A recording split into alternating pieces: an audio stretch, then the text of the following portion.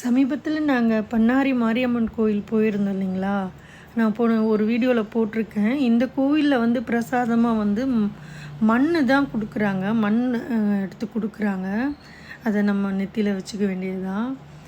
நிறைய பக்தர்கள் வந்திருந்தாங்க இந்த கோவிலுக்கு. ரொம்ப ஆச்சரியமான விஷயம் என்னன்னு கேட்டிங்கன்னா, நான் போயிருந்த போது இந்த கோவிலில் வந்துட்டு நிறைய பேர் அது ஏதோ ஒன்று தலையில் வச்சுருந்தாங்க. அது என்னன்னு எனக்கு இது வரைக்குமே புரியல. ஒருவேளை அதுக்குள்ளே பால் குடம் வச்சுருக்காங்களான்னு தெரியலங்க.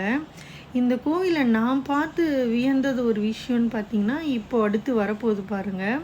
ஒரு இந்து கோயிலில் ஒரு முஸ்லீம் சகோதரர் தொழுகை பண்ணிக்கிட்டு இருக்கிறத பார்க்கும்போது எனக்கு ரொம்ப சந்தோஷமாக மகிழ்ச்சியாக இருந்தது. அவர் தொழுகை பண்ணி முடிக்கிற வரைக்கும் அவரையே பார்த்துக்கிட்டு இருந்தேன். என்னன்னே எனக்கே சொல்ல தெரியல.